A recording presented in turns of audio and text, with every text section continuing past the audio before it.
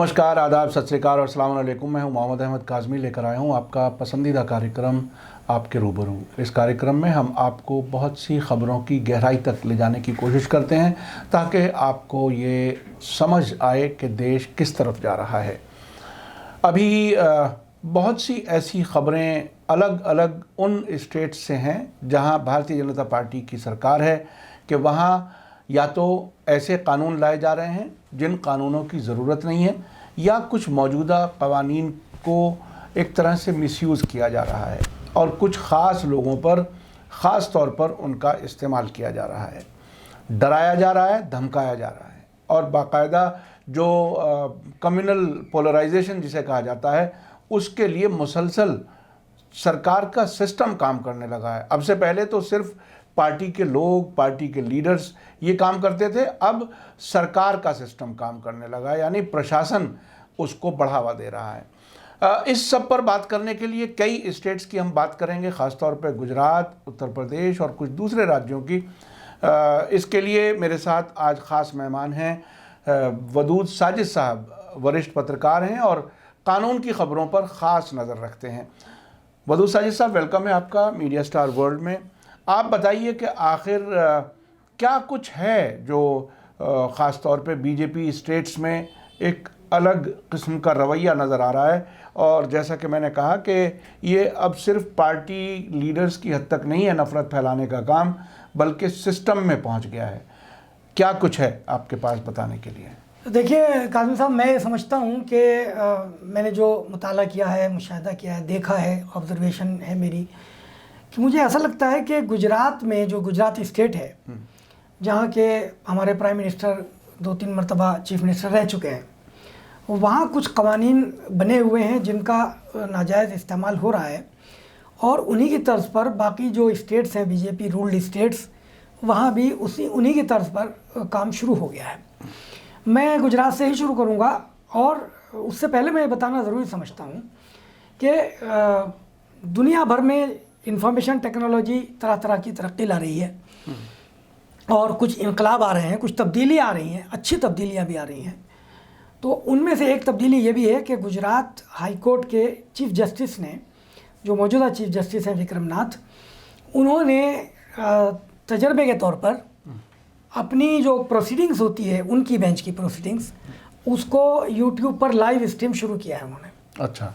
तो ये पिछले 8-9 महीने से, यानी जब से लॉकडाउन लगा है तब से वो उन्होंने लाइव कर दिया है उसको, और उनकी अदालत में सुबह 11 बजे से और शाम 6 बजे तक जो भी कार्रवाई होती है कोई भी देख सकता है। अच्छा, यूट्यूब पर जाकर। ये बड़ी बात है जी हाँ। मैंने सुप्रीम कोर्ट में जजों को खामोश होते हुए देखा है जब वकील ने ये डिमांड की कि आप रिकॉर्डिंग करा दीजिए। सिर्फ सुप्रीम कोर्ट में आज तक पड़ी हुई है, पेंडिंग्स हैं एप्लीकेशंस, और सुप्रीम कोर्ट ये फैसला नहीं कर पाई।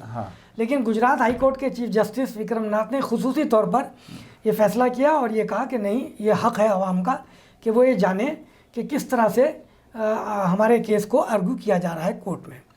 अच्छा, इसका दूसरा फ़ायदा कानून के उन तालिब इल्मों को होगा या कानून की ख़बरों से दिलचस्पी रखने वालों को होगा जो अदालतों में नहीं जा सकते, लेकिन उनको अंदाज़ा होगा कि कानून किस तरह से काम करता है और बहस किस तरह से होती है। बहरहाल, तो ये गुजरात के चीफ जस्टिस का बहुत शुक्रिया, उनकी मेहरबानी से कुछ चीज़ें पता चल रही हैं। शायद उन्हें देख के कुछ और जजेस भी उस तरफ आ जाएं। जी, ये बहुत ऐसा होने वाला है। मैंने सुना है कि केरला और आंध्र प्रदेश हाई कोर्ट या एक और हाई कोर्ट ने भी कुछ इस तरह के इक़दाम किए हैं, लेकिन अभी सिर्फ गुजरात हाई कोर्ट की चीफ जस्टिस की बेंच का लाइव स्ट्रीम हो रहा है। जिस वक्त मैं बात कर रहा हूँ इस वक्त भी उनकी लाइव प्रोसीडिंग चल रही है। अब मैं आपको बताता हूँ कि गुजरात में एक कानून है पासा, PASA, और ये 1985 में पास हुआ था, और ये हुआ था गुंडों, लुच्चों, लफंगों और चोरों, डकैतों, इनके ख़िलाफ़। चूँकि होता क्या था कि किसी ने चोरी की और वो अदालत गया तो उसको ज़मानत मिल गई। चूँकि चोरी बदकिस्मती से इतना बड़ा जुर्म नहीं है कि उसको ज़मानत ना दी जाए, चूँकि वो ज़मानत से छूटेगा फिर चोरी करेगा, फिर चोरी करेगा। मिसाल है ना जो कि चोरी चोर से जाए, हेरा फेरी से ना जाए, बिल्कुल, तो फिर हेरा फेरी करेगा। लेकिन कवानीन इस तरह के हैं कि ज़मानत मिल जाती है।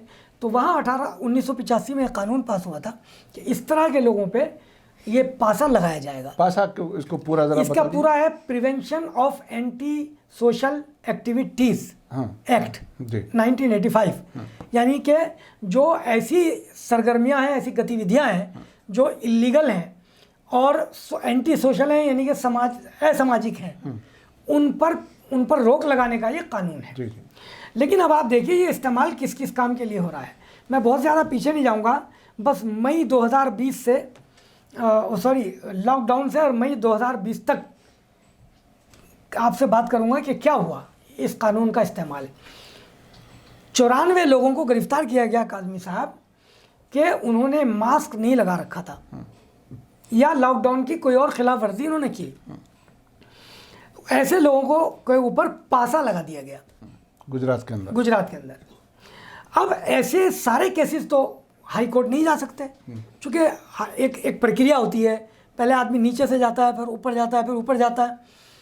अब वो रिक्शे वाला बेचारा जिसे आपने पकड़ा है वो कैसे हाई कोर्ट जाएगा? वैसे भी नहीं जा सकता। इतना पैसा खर्च कहाँ से करेगा, किस वकील को करेगा, कहाँ जाएगा? उसकी तो पूरी ज़िंदगी चंद हज़ार रुपए में चलती है बेचारे की, तो वो कैसे वो कानून? तो यहाँ मैं अपनी बात दूसरी ना कहकर एक और शानदार बात आपके इस कहने पे मुझे याद आ गया कि गुजरात के चीफ जस्टिस ने ये रूलिंग पास कर दी कि बाकी मतलब इस पासा में ये लिखा हुआ था कि डायरेक्ट हाई कोर्ट नहीं जा सकता। गुजरात के चीफ जस्टिस ने इसको कैंसिल किया और ये कहा कि अब जिस पर भी पासा लगे वो डायरेक्ट हाई कोर्ट आ सकता है ना। वो इसके लिए एक बोर्ड बना हुआ है, पासा बोर्ड, पहले वहाँ जाती है एप्लीकेशन, लेकिन चीफ जस्टिस ने कह दिया कि आप ना बोर्ड के पास जाओ ना लोकल कोर्ट जाओ, आप सीधे मेरे पास आ जाओ। तो अब पासा के केसेस गुजरात के यानी वो जज बहुत अच्छी तरह से समझ रहे हैं कि हुकूमत कानून का मिसयूज कर रही है। मैं आपको बताऊंगा, ये बहुत बड़ी बात है, मतलब ये छोटी बात नहीं है कि हुकूमत का इख्तियार है कानून बनाना और पॉलिसी पे बेस्ड कानून बनाना। लेकिन चीफ जस्टिस ने कहा कि इस कानून में जिसमें सारे रास्ते आपने बंद कर दिए, मेरा रास्ता खुला है, मेरा दरवाज़ा खुला है, किसी भी वक्त पासा में गिरफ्तार कोई भी आदमी ज़मानत के लिए आ सकता है। तो इसलिए 94 लोगों के खिलाफ पासा लगाया गया। तो ऐसा ही एक केस अक्टूबर में पेश हुआ गुजरात चीफ जस्टिस की बेंच में। हैदर अली शाह मास्क लगाए बगैर घर से बाहर निकल गए थे, उनको पकड़ा और उनके ऊपर पासा लगा दिया। अब पासा मैं बता ही चुका हूँ कि किन लोगों के लिए है। तो ये केस पहुंचा चीफ जस्टिस की कोर्ट में। तो चीफ जस्टिस ने सख्त नागवारी का इजहार किया और उनके साथ एक और जज थे, जस्टिस JB पारदीवाला। उन्होंने बहुत सख्त नागवारी का इजहार किया और ये कहा कि टोटली अब्यूज ऑफ पावर, ताकत का गलत in the state of Gujarat, और बहुत नागवारी का इजहार किया और इसको जमानत दे दी। तो इस तरह के कई केसेस गुजरात हाई कोर्ट की चीफ जस्टिस की बेंच में आ चुके हैं।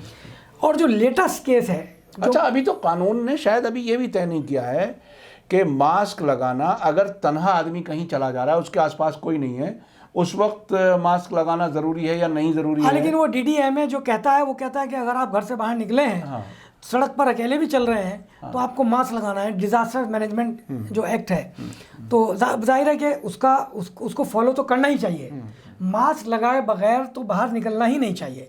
लेकिन मास्क लगा हुआ ना हो और उस पर PA ऐसे लगा दिया जाए, इसका भी साथ नहीं दिया जा सकता। वही हाई कोर्ट के चीफ जस्टिस ने उस पर नागवारी का इजहार किया। तो जो लेटेस्ट केस है वो ये है कि 3 जनवरी को एक केस पेश हुआ गुजरात हाई कोर्ट की चीफ जस्टिस की बेंच में कि साहब एक साहूकार है, यानी कि लोगों को कर्ज देता है, लोन देता है, और उसके खिलाफ एक शिकायत की गई सरकार में, बल्कि सरकार में नहीं, एक FIR कराई गई कि साहब ये हाई रेट पे, यानी हाई इंटरेस्ट रेट लेता है और उस पर लोगों को कर्ज देता है। तो हिंदुस्तान में मैंने तो कोई कानून नहीं पढ़ा कि जो सूद लेने से मना करता हो। ये तो इस्लामी कानून है जो सूद लेने से रोकता है आपको। बिल्कुल। लेकिन हिंदुस्तान में तो सारा काम ही सूद पे चल रहा है, बैंक सूद पे चल रहे हैं, हुकूमतें सूद पे चल रही हैं। बिल्कुल। तो उस पे खिलाफ FIR हुई। अच्छा, जो जो जो इंटरेस्ट रेट है, जो सूद की शरह है, वो कुछ तय भी नहीं है, वो तय भी नहीं है, और वो पैसा देने वाले और लेने वाले के बीच में जो भी तय हो, और अगर तय होता, हालांकि वो ज्यादा लेना बुरी बात है, लेकिन अपने आप में कानून ऐसा कुछ नहीं है। काज़मी साहब, अगर ये तय होता सरकार की तरफ से तो कुछ बैंक 18% लेते हैं आपसे, कुछ 16 लेते हैं, कुछ 14 लेते हैं। क्यों है ये? जी जी, ये जो डिस्पैरिटी है, ये क्यों है? और सरकारी बैंक कुछ और लेते हैं। इसका मतलब तय नहीं है, और अगर है भी तय तो सिर्फ सरकारी इंस्टीट्यूशंस के लिए है, यानी बैंकों के लिए है। जो प्राइवेट है देने वाला, उसके लिए तो तय नहीं है। तो उसके खिलाफ एक FIR हुई, 6.5 महीने के बाद उसको गिरफ्तार किया गया और उस पर पासा लगा दी गई। आपने 6.5 महीने क्यों इंतज़ार किया? अगर वाकई इतना बड़ा जुर्म था तो क्यों नहीं पकड़ा? तो हो सकता है कि कुछ उससे लेन देन की बात चल रही हो और वो मटेरियलाइज ना हुआ हो, तो पासा लगा दिया। तो ये केस 3 जनवरी को चीफ जस्टिस के सामने, इससे ये भी पता चल रहा है कि पुलिस अपने तरीके से इन कानूनों का गलत इस्तेमाल करके लोगों से एक्सटॉर्शन का काम कर रही होगी, एक्सटॉर्शन का काम कर रही है, ज़बरदस्ती पैसे एक तरह से छीनने हड़पने का काम कर रही है। अगर ऐसा ना होता तो वो 6 महीने उन्होंने एक मुजरिम को क्यों छोड़े रखा? एक पासा के मुजरिम को छोड़े रखा। तो ये बहरहाल इससे पुलिस का करप्शन भी जाहिर होता है। तो चीफ जस्टिस के सामने जब 3 जनवरी को पेश हुआ और उसके वकील ने ये कहा कि मैं सिर्फ एक ग्राउंड पेश कर रहा हूँ, अगर आप मुनासिब समझें तो ज़मानत दे दें। ग्राउंड ये है कि घर में इसके कोई नहीं है, बूढ़ी माँ है और वो उठ चल फिर नहीं सकती, यही एक आदमी है जो उसकी खैर खबर लेता है, और इस बुनियाद पर आप इसको ज़मानत दे दें। लेकिन चीफ जस्टिस की आप मतलब दाद देनी पड़ेगी उनकी हिम्मत की। उन्होंने इस पर नागवारी का इजहार किया और ये कहा सरकारी वकील से कि आप टोटली अब्यूज़ ऑफ पावर और totally misuse of power in the state of Gujarat. और फिर ये कहा कि उसको जो वकील था पटिशनर का, यानी जिसके ऊपर पासा लगाया गया, उससे ये कहा कि why don't you claim compensation against the state of Gujarat, कि तुम गुजरात गवर्नमेंट से कंपनसेशन क्यों नहीं मांगते इसका। चीफ जस्टिस ने कहा, तो फौरन उसने कहा कि मिलॉर्ड मैं करूंगा ये। हाँ बिल्कुल करिए, लेकिन उसके लिए फ्रेश एप्लीकेशन डालिए। तो आप बस ये मैं समझने के लिए बता रहा हूँ सिर्फ कि क्या हो रहा है। यानी जो सही जजेस भी हैं वो भी इन हुकूमतों से परेशान हैं कि वो क्या आखिर ऐसा क्यों किया जा रहा है, अपने ही लोगों को गैर क्यों समझा जा रहा है और कानून का और ताकत का गलत इस्तेमाल क्यों हो रहा है। अब इसी तरह मैं गुजरात के बारे में बताऊंगा। एक है डिस्टर्ब्ड एरिया एक्ट, इसका बहुत लंबा नाम है लेकिन शॉर्ट में इसको ये भी कहते हैं। अब इससे क्या समझ में आता है? इससे ये समझ में आता है कि भाई ऐसा एरिया कि जो डिस्टर्ब्ड हो रहा हो किसी भी वजह से, गुंडे मवाली हो, कम्युनल सेंसिटिविटी हो, उसके प्रोटेक्शन के लिए ये कानून बनाया गया है। यही इसका मतलब होता है। लेकिन इसका और वो वक्ती तौर पर डिस्टर्ब होता है, वो हमेशा नहीं रहता, हमेशा थोड़ा ही होता है। बिल्कुल। मतलब हमारे मुल्क में कोई एरिया, कश्मीर को आप कह सकते हैं, आसाम को कह सकते हैं, नहीं उसमें भी लॉ एनफोर्समेंट एजेंसीज की जिम्मेदारी होती है लॉ एंड ऑर्डर वापस रिस्टोर करने की। हर एक पे आप नहीं लगा सकते। बिल्कुल। अब गुजरात में एक एक्ट बना हुआ है जो मुस्तकिल है, डिस्टर्ब्ड एरिया एक्ट। वो क्या है? वो दरअसल ये है कि जो माइनॉरिटीज़ के अलावा ऐसी कॉलोनियाँ और सोसाइटियाँ कि जिनमें माइनॉरिटीज़ के अलावा लोग आबाद हों, उनके प्रोटेक्शन के लिए है ये कानून। और क्या प्रोटेक्शन? कि इनके आसपास नाम लेकर कहा गया है कि इनके आसपास माइनॉरिटीज़ को फटकने नहीं दिया जाएगा। यानी मुसलमान वहाँ प्रॉपर्टी नहीं खरीद सकते, और उन सोसाइटीज़ में मुसलमान मकान तो खरीद ही नहीं सकते। ऐसे कई वाक़यात गुजरात ही से आए हैं, जो मतलब अच्छे अमीर कबीर लोग जिनका नमाज से कोई लेना देना नहीं, टोपी और दाढ़ी से कोई लेना देना नहीं, लेकिन नाम मुसलमानों जैसा था, गलती से प्रॉपर्टी डीलर ने बेच दिया था। जब बाद में पता लगा तो उसके खिलाफ हंगामा हुआ। बजरंग दल वाले, विश्व हिंदू परिषद वाले या और लोग वो गए और जनाब उसका रहना वहाँ हराम कर दिया। आखिरकार उसको औने पौने दामों में बेचकर बाहर निकलना पड़ा। ऐसे कई केसेस गुजरात में हैं। तो वडोदरा में एक सोसाइटी है, समर्पण सोसाइटी। ये बहुत बड़ी सोसाइटी है, इसके कई गेट्स हैं। तो अब इसका गेट नंबर 5 मुस्तकिल तौर पे बंद कर दिया गया है। इसके खिलाफ लोगों ने कोर्ट में एप्लीकेशन डाली कि साहब ये गलत है, चूँकि जो उस तरफ रहने वाले लोग हैं, ये उनके साथ डिस्क्रिमिनेशन है। चूँकि यहाँ से वो आते हैं तो 2-3 किलोमीटर उनका रास्ता कम हो जाता है, और अगर वो दूसरी जगह से आएंगे और ये गेट बंद हो जाएगा तो उनको 2-3 किलोमीटर लंबा आना पड़ेगा। लेकिन सरकार क्यों इसको बंद रखना चाहती है, और वडोदरा की म्यूनिसिपल कॉरपोरेशन, इसलिए कि इस गेट को दूसरी तरफ रहने वाले लोग इस्तेमाल करते हैं।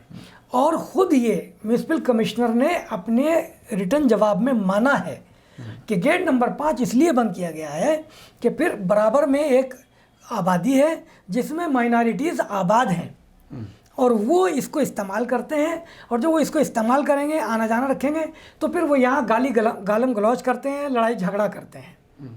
यानी ये मान लिया गया है कि माइनॉरिटीज़ सिर्फ और सिर्फ लड़ाई झगड़ा कर सकती हैं, गाली दे सकती हैं। लिहाजा ये सिस्टम में बैठे हुए लोगों के दिलो दिमाग में इतनी नफरत कि वो, मैंने जैसे शुरू में नफरत ही है, तो शुरू में जैसे कहा कि वो अब तक बीजेपी और आरएसएस के लीडर्स ही नफरत फैलाने का काम करते थे, अब सिस्टम में बैठे हुए लोग कुछ ऐसा कर रहे हैं। तो अब देखिए, ये मैं आपको बता ही चुका हूँ कि चीफ जस्टिस ने बहरहाल उसको क्वेश किया पासा को, और कंपनसेशन के लिए कहा। ये बहुत बड़ी बात, लेकिन वो दरवाज़ा नहीं खुल सका जिस दरवाजे की बात उस दरवाजे का केस चल रहा है अभी। दोबारा फिर समाप्त होनी है, चूँकि वहाँ हर हफ्ते बेंच रिकॉन्स्टिट्यूट होती है, तो उस बेंच में जस्टिस JB पारदीवाला नहीं थे। मंडे से जो बेंच बैठेगी उसमें ये केस आएगा, और JB पारदीवाला ने बहुत सख्त नाराज़गी का इजहार किया वडोदरा म्यूनिसिपल कमिश्नर के ताल्लुक़ से। और इस तरह के वहाँ बहुत सारे वाक़यात हो रहे हैं जो मंजर आम पे नहीं आ रहे हैं, और मीडिया को मैनेज कर लिया गया है। ये बात हम नहीं कह रहे हैं, ये बात रवीश कुमार कह रहे हैं, ये बात विनोद दुआ कह रहे हैं, ये बात योगेंद्र यादव कह रहे हैं। तो मीडिया में ये चीज़ें आ नहीं रही हैं। अब आइए हम आपको इसको आगे लेके चलते हैं। एक वाक़या बस और बताता हूँ। 7 जनवरी को एक केस पेश हुआ गुजरात हाई कोर्ट की चीफ जस्टिस बेंच में।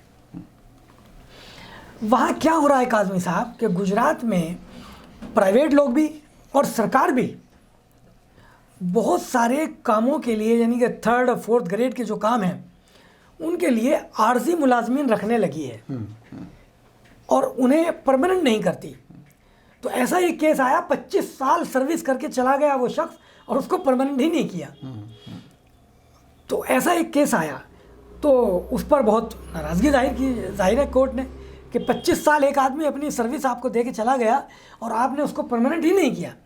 तो ऐसा ही एक केस आया था, तो उस पर चीफ जस्टिस ने ये कहा सरकारी वकील से कि enough exploitation in the state of Gujarat. ये चीफ जस्टिस की ज़बान से ये जुमला बहुत मायने रखता है। बहुत बड़ी बात है।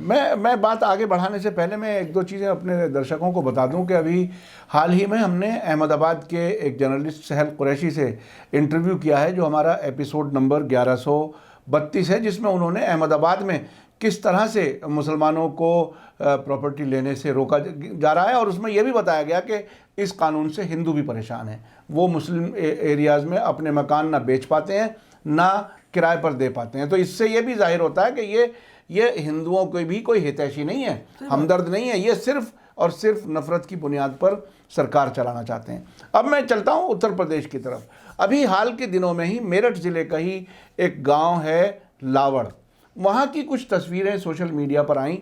कुछ लोगों के घरों के सामने मकान बिकाऊ है लिखा, और उसके साथ साथ ये कहा कि ये पलायन कर रहे हैं, यहाँ से छोड़ करके जा रहे हैं, इसलिए ये मकान बिकाऊ है। यानी मुसलमान अपना गांव छोड़ करके, नफ़रत की वजह से अपना गांव छोड़ करके जा रहे हैं। मुझे मुजफ्फरनगर के फसादात भी याद आते हैं।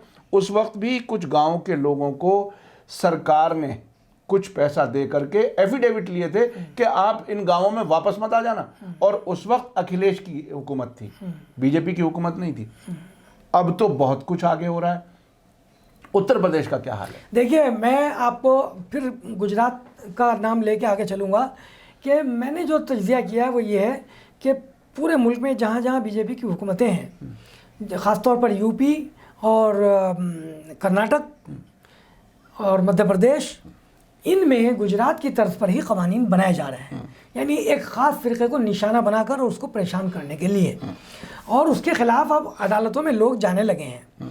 सुप्रीम कोर्ट में भी पटिशन्स आई हैं और मुख्तलिफ हाई कोर्ट्स में भी। मैं यूपी का जिक्र करूँगा। यूपी में आपने देख लिया कि सीए के ख़िलाफ़ प्रोटेस्ट करने वालों के ख़िलाफ़ किस तरह की कार्रवाइयाँ की गई, कुर्कियाँ की गई, लाखों और करोड़ों रुपए उनके ऊपर जुर्माना लगाया गया। कुछ लोगों ने भर भी दिया, कुछ लोग हाई कोर्ट गए और हाई कोर्ट से उनको राहत मिली। और उनको बदनाम करने का क्या तरीका इख्तियार किया कि बड़े बड़े होर्डिंग्स लगाए गए, उन पे उनके फ़ोटो, नाम, पते, टेलीफोन नंबर ये बाकायदा लिखे गए, और ऐसे फ़ोटोओं के साथ कुछ बच्चों के भी फ़ोटो आ गए। यानी जो हमारा जो हिंदुस्तान के डिफरेंट कवानीन बच्चों के फ़ोटो इस तरह से आम करने से रोकते हैं, लेकिन सरकारी तंत्र ने इसका भी ख्याल नहीं रखा और हाई कोर्ट ने उस पर डांट लगाई, लेकिन उसके बावजूद चौराहों से वो होर्डिंग्स हटे नहीं। अगर वो आंधी तूफान की वजह से, बारिश की वजह से फट गए हों अलग बात है।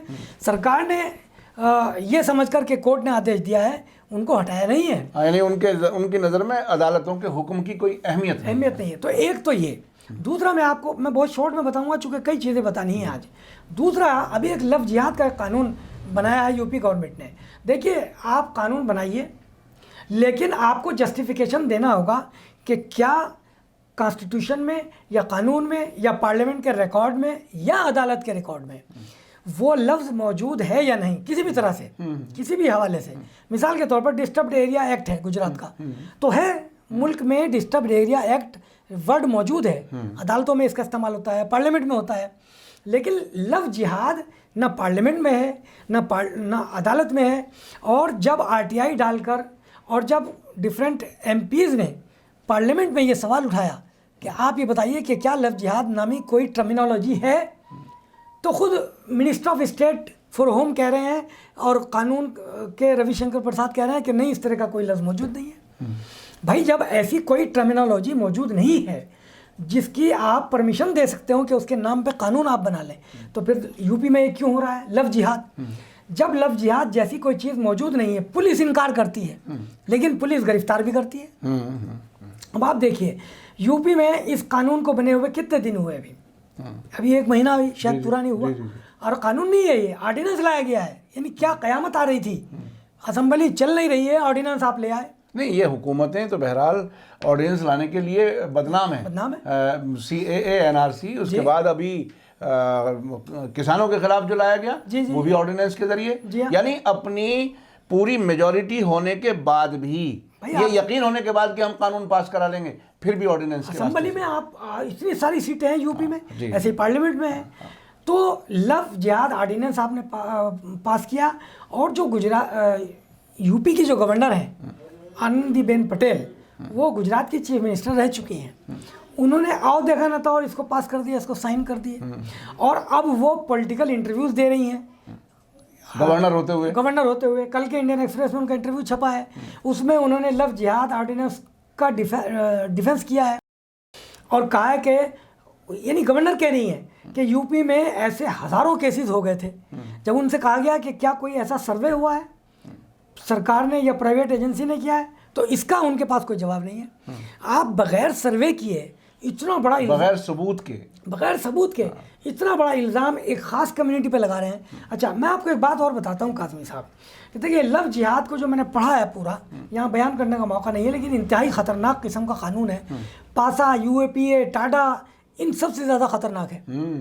नासा से ज़्यादा खतरनाक क्या है वो? NSA, उससे ज़्यादा ख़तरनाक है। नेशनल सिक्योरिटी एक्ट, उससे भी ज़्यादा ख़तरनाक बना दिया इसको। लेकिन मेरा जो अपना तजिया है, और हाई कोर्ट का एक फ़ैसला आया था उसकी रोशनी में, कि ये कानून सिर्फ़ और सिर्फ मुसलमानों के लिए बनाया गया है। यानी अगर कोई मुसलमान लड़की अपना धर्म परिवर्तन करती है तो उस पर यह कानून लागू नहीं होगा। लेकिन अगर कोई हिंदू लड़की मुसलमान बन जाती है, उस पर फ़ौरन कानून लागू होगा और वो लड़का पकड़ा जाएगा जिसने उससे शादी की है।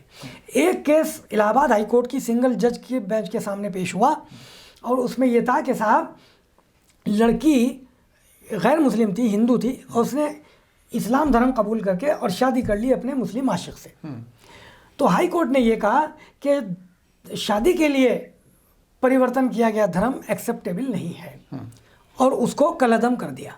लेकिन ये नहीं कहा कि वो लड़की इसके साथ नहीं रह सकती, शादी नहीं कर सकती।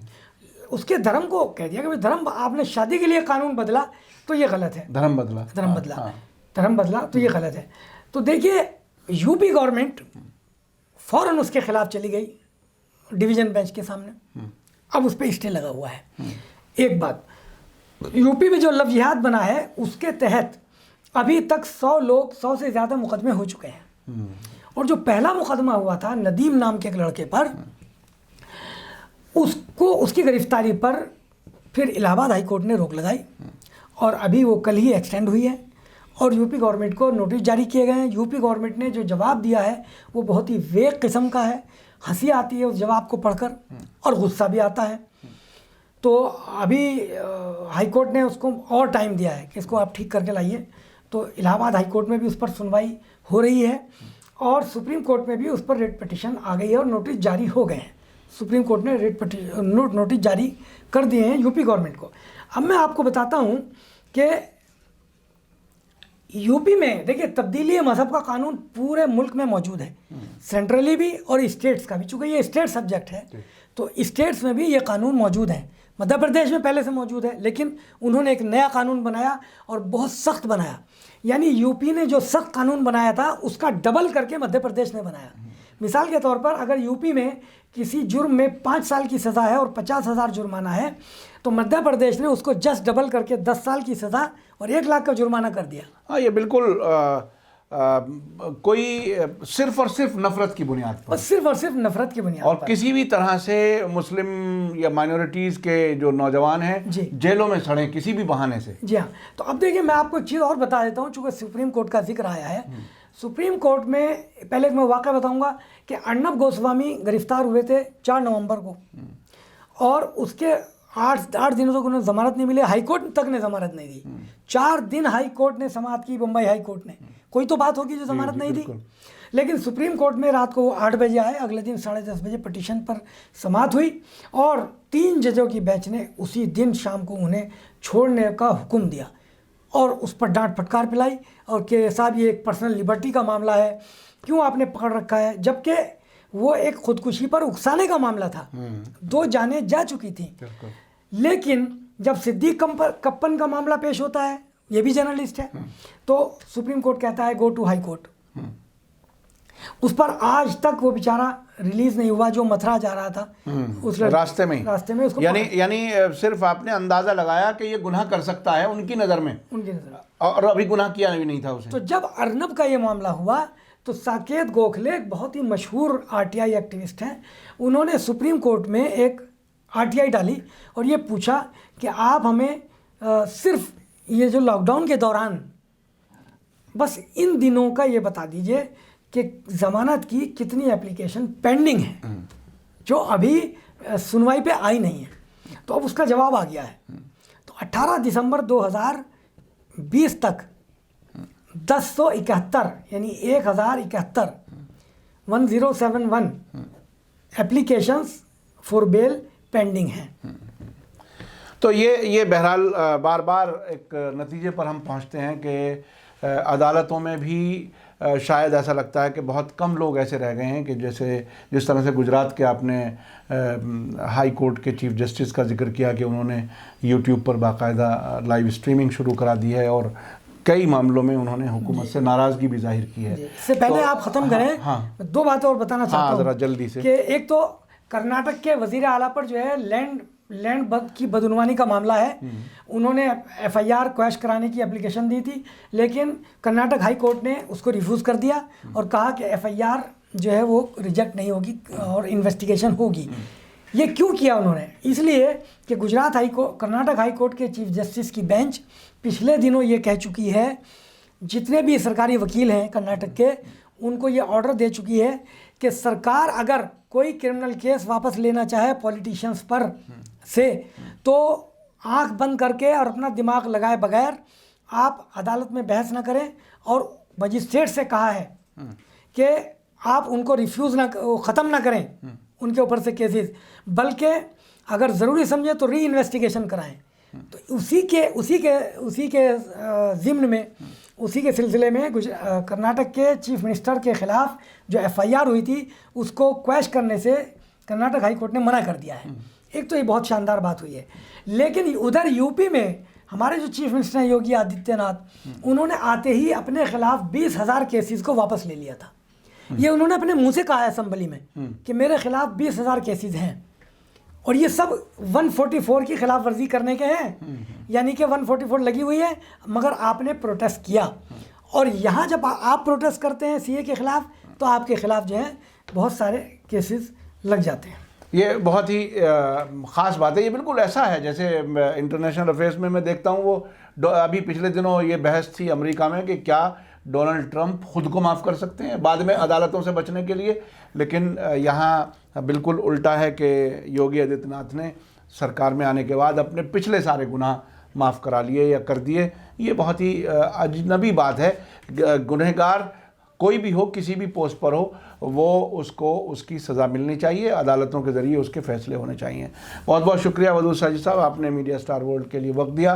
आपकी ये जो ऑब्जर्वेशन होती हैं, जो नोट्स आप बनाते हैं, बाकायदा स्टडी करके आप ये सारे फैक्ट्स सामने रखते हैं, ये बहुत लोग अप्रिशिएट करते हैं। बहुत बहुत शुक्रिया, धन्यवाद। जय भारत, जय हिंद।